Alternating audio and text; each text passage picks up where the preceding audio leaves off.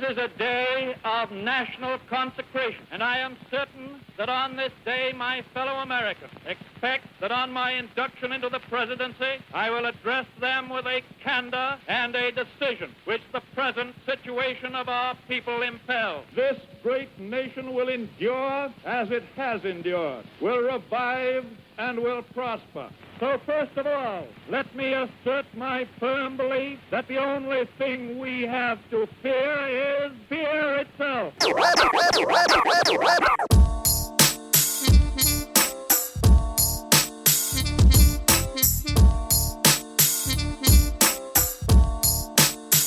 Habemos Julio.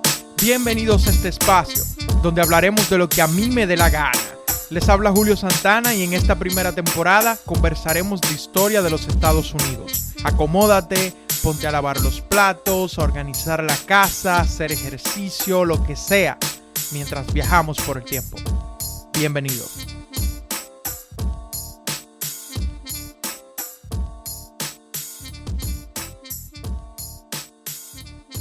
Nos quedamos en el episodio anterior con que la gente andaba buscando un mesías, un tipo que viniera a salvarlos de la mierda que supuestamente Hoover los había metido, que en realidad Hoover no tenía mucha culpa de nada, pero ya saben cómo funciona el ciudadano, cómo funciona la política. Pero ya para 1932, Hoover estaba finiquitado, muerto, finito, se murió, no hay nada. Los demócratas podían nominar a Julio Santana, tírese de presidente ahí, y ganaba, déjeme decirle, quien sea, pero decidieron, de hecho, nominar a un candidato fuerte, no un cualquiera.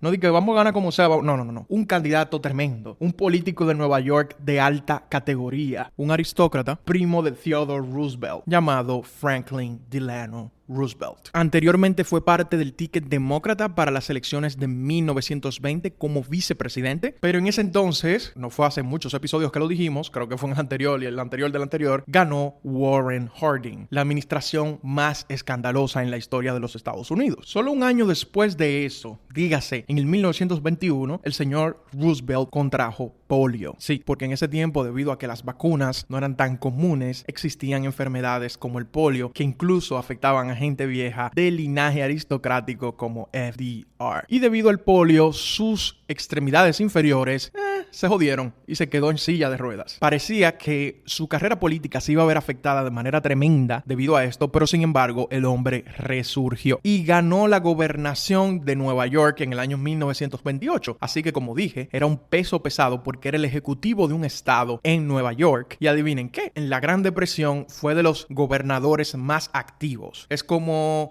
no sé si son buenas las comparaciones, pero como Andrew Cuomo y DeSantis en la crisis del COVID-19. Cada uno se destacó bastante a su manera y entonces eran gobernadores estrella de cada región del país, podríamos decir. Supongo que ya se imaginan la pela a calzón quitado que le dio el señor FDR a Hoover en las elecciones de 1932. Hoover llevaba una campaña low-key porque estaba muy desmoralizado con esto de la Gran Depresión y cómo la gente lo culpaba. FDR entonces ganó un 89% del voto popular y 42 de 48 estados, en ese entonces no eran 50, en cuanto al voto electoral, es decir, el colegio electoral. Ya saben cómo funcionan las elecciones presidenciales gringas, ¿no? Pero no solamente se trató del presidente, también los demócratas, el partido de FDR, ganaron el Senado y la Casa de Representantes, es decir, eran mayoría en todas partes. En la Casa de Representantes recuperaron 97 asientos, o bueno, ganaron, no es que recuperaron, y ahora tenían 2/3 de la Cámara de Representantes. En el Senado adquirieron una sólida mayoría, llevándole al menos 11 senadores a los republicanos. Hay que recordar que el Senado se trata más de,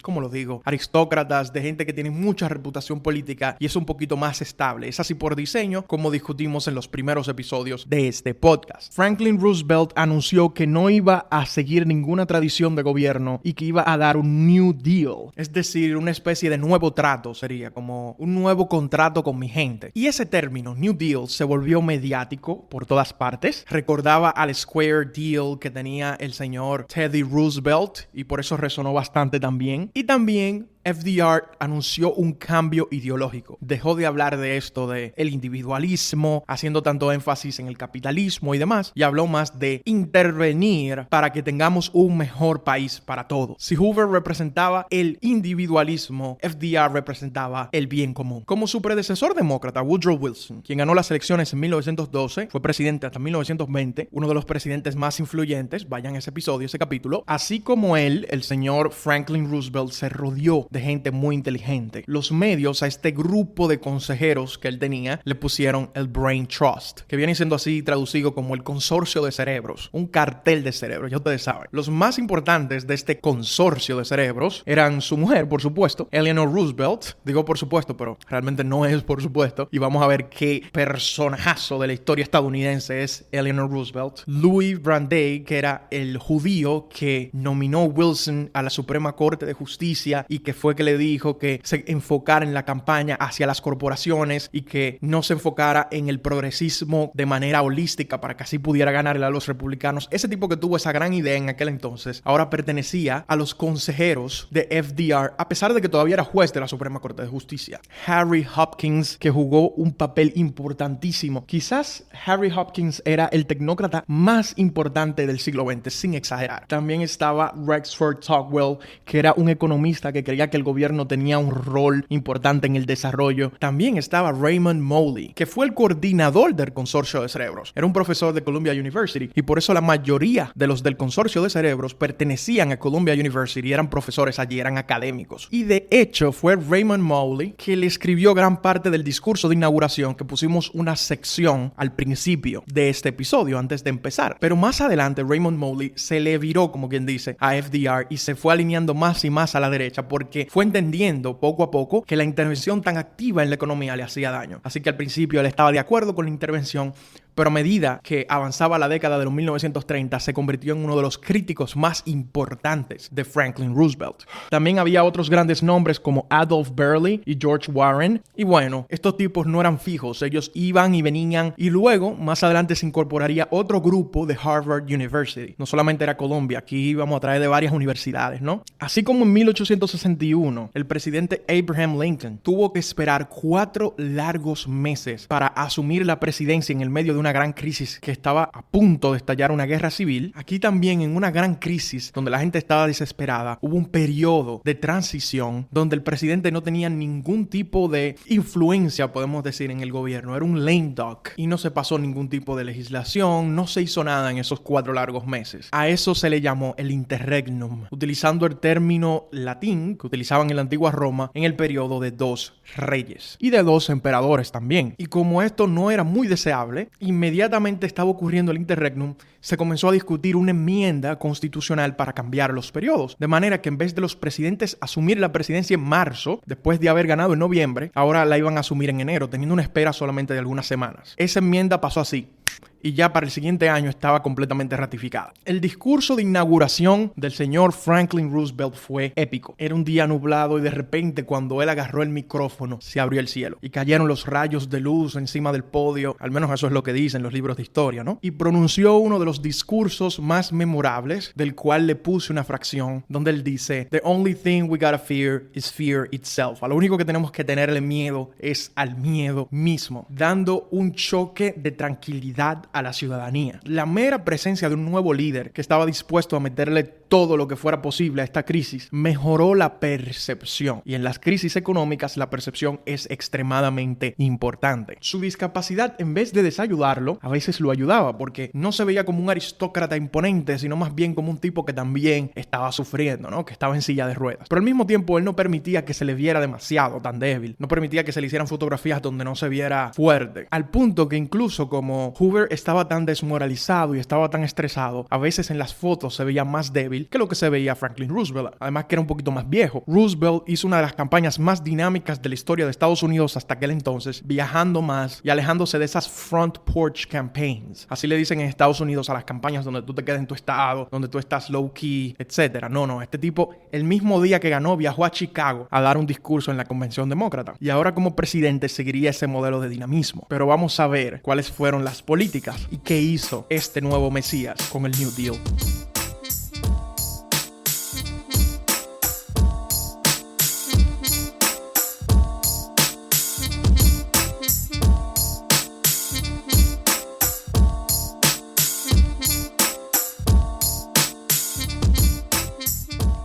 Al principio, Franklin Roosevelt tenía el apoyo de todo el mundazo. En marzo, cuando asumió la presidencia, llegó declarando un día feriado del banco, The Bank Holiday, donde todos los bancos iban a cerrar. Esto era una especie de reseteo psicológico y también para ir planeando qué se iba a hacer. Luego, comenzó lo que se llamaban los Fireside Chats. Van a ser muy importantes en la Segunda Guerra Mundial y a través de la Gran Depresión. Como dije, el tipo se iba a mantener cercano a la gente. Los Fireside Chats eran conversaciones que tenía con el público general en las noches. A veces lo escuchaba hasta la mitad del país, hablándoles de qué iba a hacer, cuáles eran las siguientes medidas, etc. Manteniendo a la gente en tranquilidad y teniendo una conversación cercana con ellos porque era muy bueno a nivel oratorio. Y así, escuchándolo la mitad del país, en su primer Fireside Chat, le dijo a la gente que deberían regresar a los bancos. Les dijo en forma media burlona, es mejor tener tu dinero en un banco que abajo de tu cama. Al otro día, los bancos se llenaron de depósitos y ya comienza a mejorar la situación bancaria, solamente por la percepción de tranquilidad que le dio Franklin Roosevelt. Llevó al Congreso el Emergency Banking Bill, que el Congreso ni siquiera leyó, incluyendo a los republicanos. Nadie lo leyó, simplemente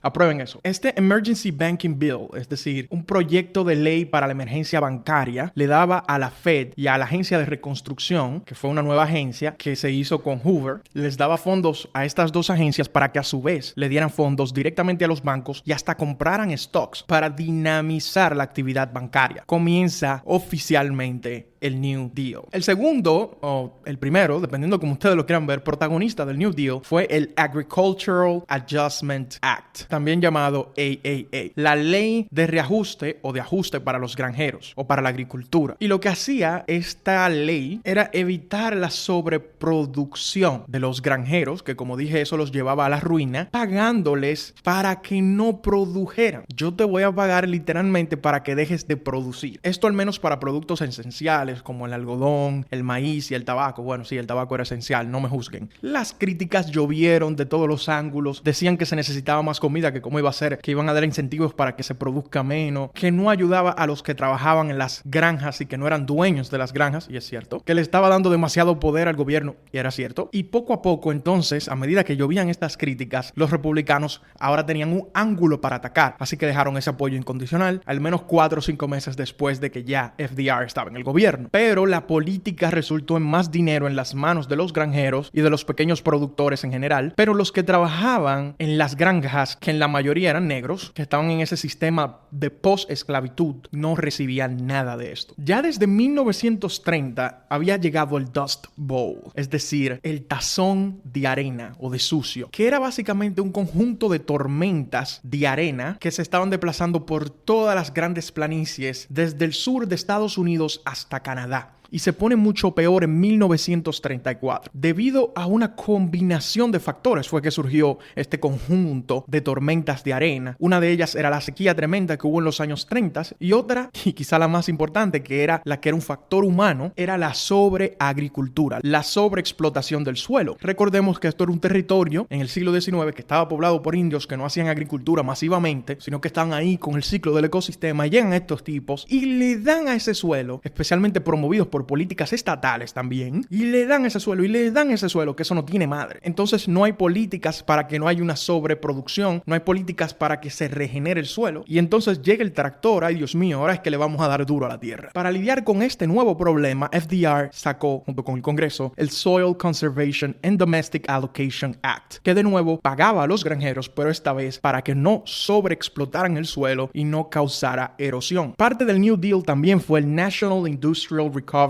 Act, que creaba dos instituciones, el NRA y el PWA. El NRA era el National Recovery Administration, que se iba a encargar de coordinar el conjunto de actividades para recuperar la economía. Y el PWA era el Public Works Administration, que se iba a encargar de coordinar los trabajos estatales que iban a generar empleo e iban a dinamizar la economía. Ambas eran políticas keynesianas y si usted se acuerda de la última parte del anterior episodio, va a recordar a qué uno se refiere con políticas keynesianas. Una medida más controversial es la de fijar precios. Cada vez que uno dice fijar precios, un economista se da un tiro.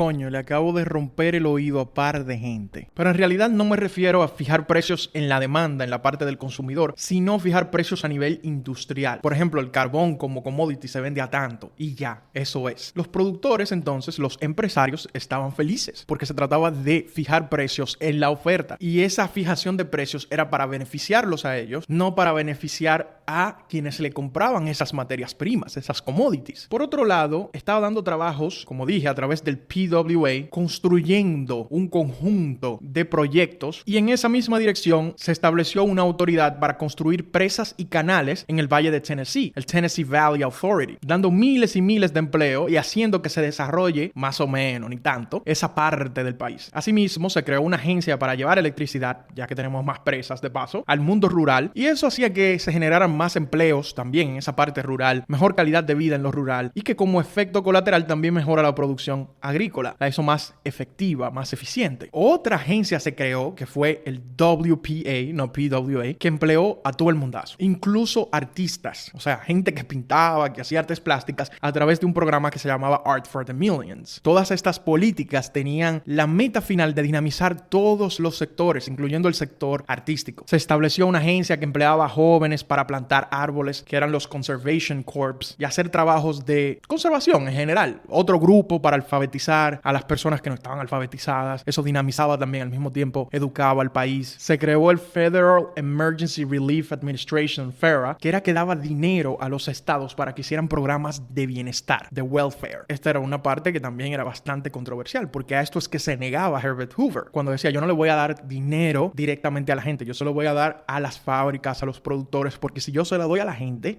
se pone vaga, la gente pierde el espíritu de trabajo que tenemos los estadounidenses. Pero FDR decía: jejeje, yo me voy a deshacer de toda esa mentalidad. Para los que tenían propiedades, porque aquí no se va a quedar nadie afuera, se creó una nueva agencia que permitía el refinanciamiento de esas propiedades por bajos intereses para que pudieran pagar menos dinero mes por mes, que tenían que pagarlo a pesar de que esa propiedad no estaba rentada. Los códigos de trabajadores se hicieron más laxos, los sindicatos revivieron y llegó una nueva legislación para evitar que se votara a los trabajadores a lo loco o que los empresarios lo pusieran en listas negras porque estaban en sindicatos. Todo eso se eliminó. Recuerden que los años 20 fue la guerra contra los sindicatos por parte de los gobiernos conservadores de Warren Harding y de Calvin Coolidge. Conservadores de lo que se llamaba conservador en ese momento, no conservador en lo social, eso no era tan importante. En cuanto a lo monetario, se le dio más poder todavía a la Fed y se creó el Federal Deposit Insurance Corporation. Esa parte es importantísima y resuena con todo lo que vivimos la crisis del 2008, porque es la parte de la Fed que puede salvar los bancos, porque es una especie de seguro para los depósitos bancarios. También, y algo que resuena con todo el mundazo, se creó el Social Security Act, la ley de seguridad social, que estableció una pensión de sistema de reparto. ¿Qué es un sistema de reparto? Usted contribuye dinero y a través de fórmulas al final de su vida le dan su dinero para atrás, supuestamente. Pero no es el mismo dinero que usted puso, porque es un dinero establecido a través de la ley que tiene que ver no tanto o no solamente, mejor dicho, con el dinero que usted contribuyó, sino un conjunto de factores. Esa parte de pensiones era la parte más controversial del Social Security Act, pero también había otras partes como dar ayuda a las personas y no incluía, por ejemplo, un seguro médico. Ese programa de pensiones y de ayuda social iba a empezar realmente en 1937. Pero bueno, a pesar de todo lo que yo mencioné, para mucha gente no era suficiente. La economía no terminaba de arrancar, el desempleo realmente se mantenía ya no en 25%, 30%, pero se mantenía flotando alrededor de 20, 15%. O sea, tampoco fue que se empleó el país entero. Los consumidores no tenían precios bajos porque se estaba incitando tanto a los productores industriales, fijándole los precios, como a los granjeros, dándole dinero para que no sobreprodujeran y entonces mantuvieran unos ingresos más o menos estables. Pero eso quería decir que desde ambas partes, desde la parte industrial como desde lo agricultor, el consumidor no se beneficiaba. Entonces no bajaron los precios. Pero a pesar de que la gente se sentía así más o menos, como quiera no había otra opción que no fuera FDR, que hablara con ellos por radio, que les hiciera sentir tranquilos, que haya mejorado aunque sea un poquito la situación. Así que hay que decirlo desde ahora. En las elecciones de 1936, Roosevelt le dio una pela a Alfred Lansing. Estamos hablando de una pela calzón quitado, al menos en el voto electoral. Encontró más oposición, por lo que en cada estado había un poco de gente que votó en contra de él, pero no lo suficiente como para virar muchos estados. Creo que solamente se viraron como 3 o 2, o sea, de 48 estados.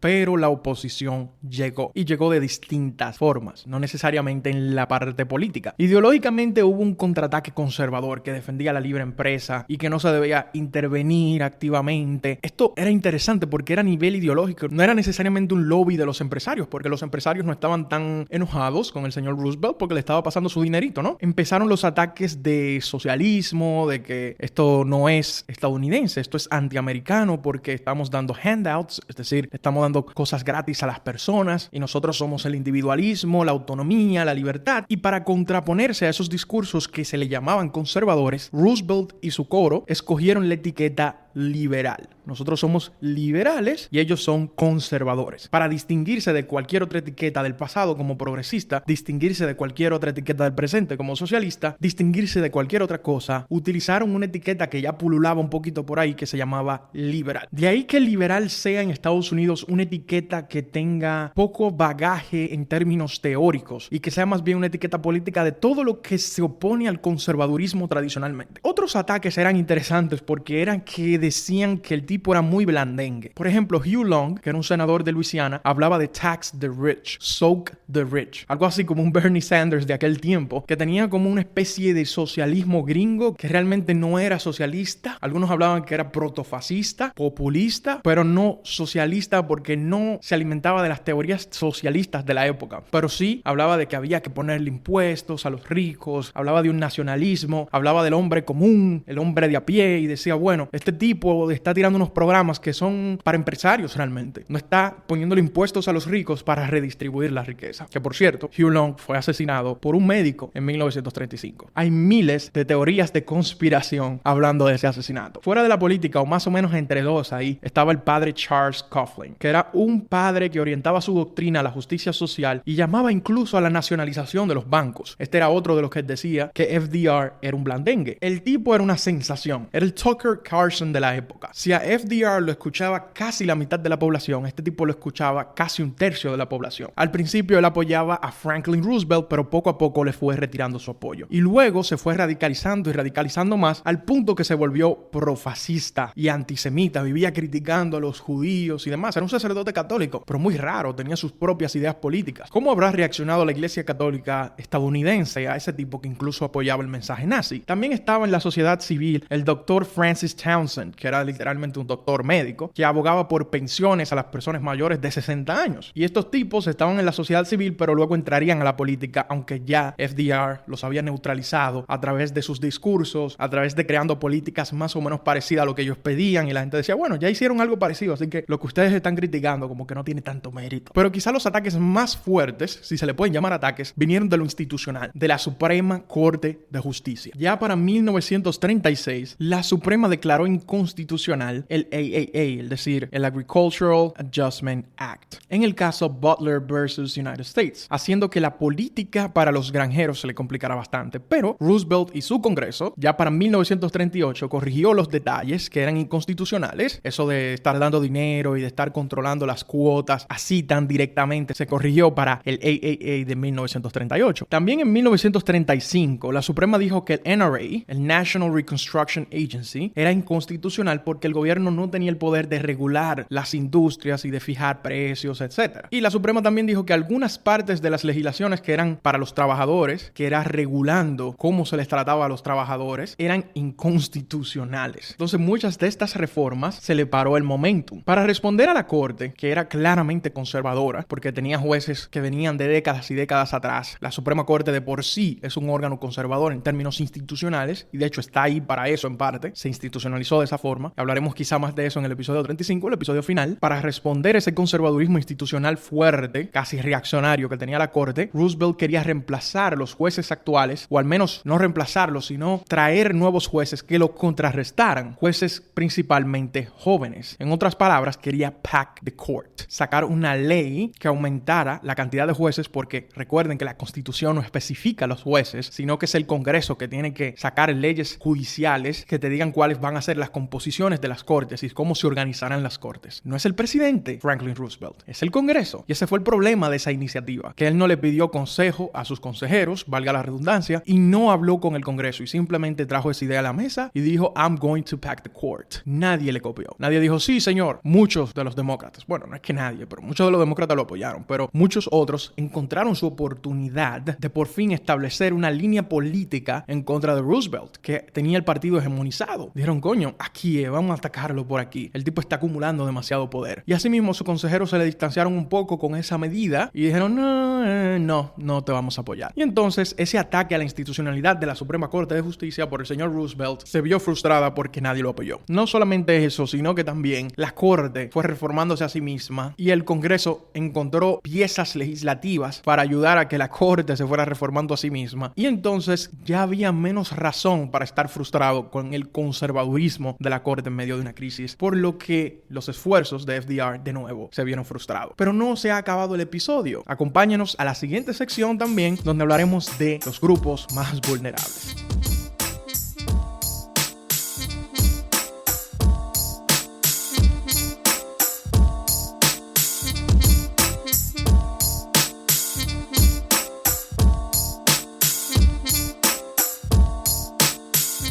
Cuando el WPA dio trabajos, esa agencia que le dio trabajo a todo el mundazo, se intentó que estos trabajos estuvieran balanceados, tanto a mujeres como a afroamericanos. Sin embargo, que se tratara no significa que realmente sucediera. Y muchos negros fueron excluidos de estos programas. Ellos que tenían el doble de desempleo, entonces también se les excluye de los programas. Era un ataque sistémico y sistemático a su bienestar. Así que la crítica llegó donde Roosevelt y le dijeron, pero tú no supuestamente andas dando justicia para todos. ¿Qué es lo que te pasa con los negros? Y entonces, como respuesta, Roosevelt comenzó a atacar un poquito más a las agencias que se encargaban de esto y realmente aumentaron en su porcentaje de negros que tenían, que todavía seguía la discriminación, pero menos discriminación. Porque claro, las políticas a nivel institucional y a nivel formal solamente pueden llegar hasta un punto. Ya las instituciones informales ahí hacen su trabajo. El Social Security, por ejemplo, no incluía trabajadoras domésticas y bueno, trabajadores domésticos hombres tampoco, porque especialmente la mujer negra, que siempre estuvo incluida en la fuerza de trabajo, siempre, toda la vida, desde que eran esclavas, trabajaba mucho en las casas, de niñera, de limpiadora, en fin, trabajadora doméstica. Entonces que la excluyeran de la seguridad social porque era un trabajo informal significaba que estas personas que ocupaban ese sector, que eran abrumadoramente negras, se iban a quedar fuera, no iban a tener pensiones. Y entonces se atacó y se atacó por ahí hasta que comenzó a incluírseles poco a poco. En esa misma dirección, Roosevelt inauguró el Black Brain Trust. Bueno, así le pusieron los medios de comunicaciones. El consorcio de cerebros negros, que en realidad era el Federal Council for Negro Affairs, el Consejo Federal para los Asuntos de Negros. Literalmente se llamaba así,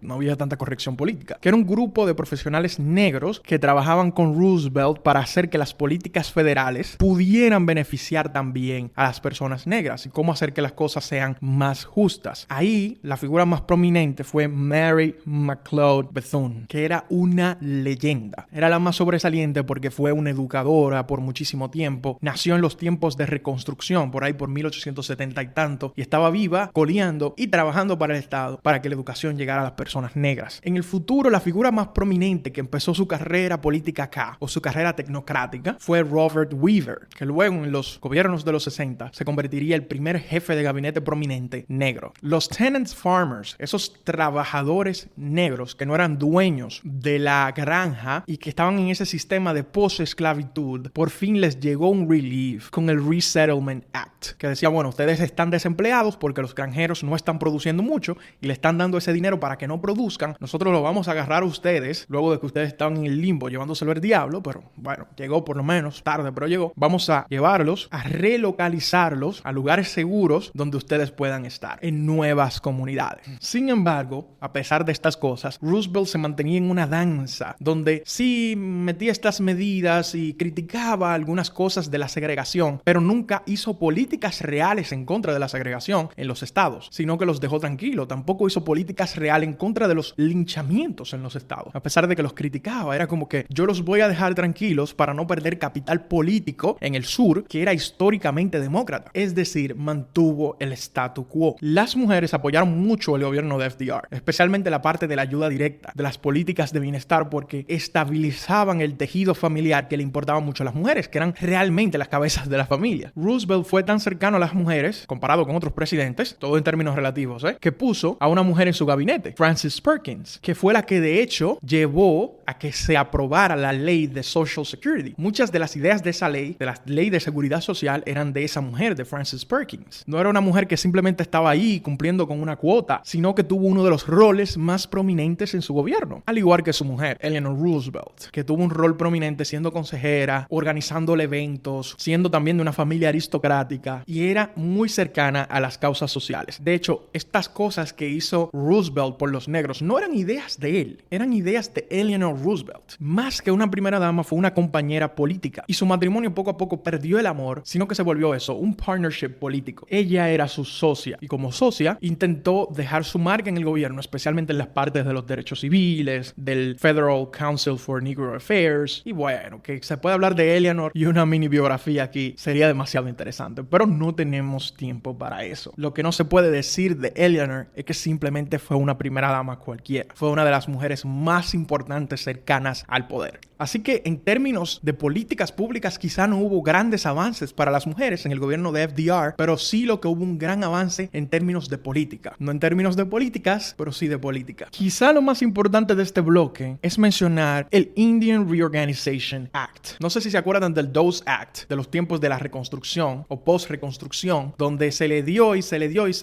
a los indígenas para desplazarlos y los masacraron hasta que por fin dijeron no, tenemos que asimilarlos, protegerlos y asimilarlos, y ahí empezó la asimilación forzada, que podría decirse que era más humana que la guerra y que el desplazamiento, pero no era muy humana que digamos. En ese tiempo se creía que estaban siendo las personas más buenas del mundo por hacer la asimilación forzada, que simultáneamente también se estaba dando en Canadá. Pero ahora con el Indian Reorganization Act, que también le llamaron el Indian New Deal, los cerebros detrás de Roosevelt le aconsejaron que instara a los indígenas a crear sus propios gobiernos locales. Así que nació el sistema de reservas y le dieron ciertos niveles de autonomía y de hecho le promovieron que su herencia cultural la mantuvieran en vez de esa asimilación forzada. Y se crearon agencias estatales y federales para la preservación de la herencia nativa americana. Ese sistema que nació en el gobierno de Roosevelt es el que se mantiene hasta la actualidad. En fin, con todas estas cosas que mencionamos, podemos decir que el legado de Roosevelt va más allá del progresismo de principios de siglo. Llevó las reformas más lejos, más profundas, y esto fue por el poder que acumuló y por la situación especial en que se encontraba. Pero lejos de llamarle progresismo, le puso su propia etiqueta, liberal.